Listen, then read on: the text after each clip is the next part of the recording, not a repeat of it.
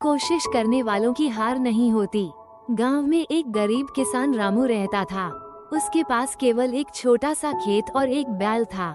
रामू अपनी मेहनत और ईमानदारी के लिए मशहूर था, लेकिन इस बार उसका खेत सूखे की चपेट में आ गया। बारिश नहीं हुई और फसल पूरी तरह बर्बाद हो गई। रामू बहुत परेशान था। उसके पास खाने के लिए कुछ नहीं बचा था और कर्ज का बोझ भी बढ़ता जा रहा था। एक दिन उसने ठान लिया कि वो हार नहीं मानेगा। उसने फैसला किया कि वो पहाड़ के दूसरी ओर के समृद्ध गांव में काम करने जाएगा। रास्ते में उसे एक बूढ़े साधु मिले। साधु ने रामू से पूछा, बेटा, इतने परेशान क्यों हो? रामू ने अपने हालात साधु को बताए।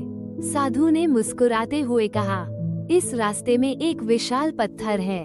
लोग उसे पार करने की कोशिश करते हैं, लेकिन असफल होकर लौट जाते हैं। अगर तुम उसे हटाने की कोशिश करोगे, तो तुम्हें अपनी समस्या का हल मिल जाएगा। रामू ने साधु की बात मानी। उसने उस भारी पत्थर को हटाने की कोशिश शुरू की। पत्थर बहुत बड़ा और भारी था, लेकिन रामू ने हार नहीं मानी। 3 दिनों तक लगातार मेहनत के बाद उसने पत्थर को हटा दिया। जैसे ही पत्थर हटा, उसके नीचे एक बड़ा खजाना निकला।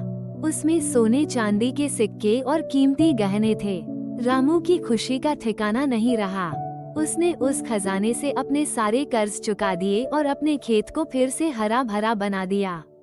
बूढ़ा साधु वापस आया और कहा, जिंदगी में परेशानियां भी इसी पत्थर की तरह होती हैं।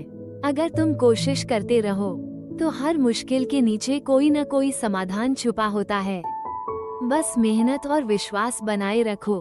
कहानी से शिक्षा, मेहनत और धैर्य से हर मुश्किल का हल निकाला जा सकता है। परिस्थितियां चाहे कितनी भी कठिन क्यों न हो, कोशिश करने वालों की कभी हार नहीं होती।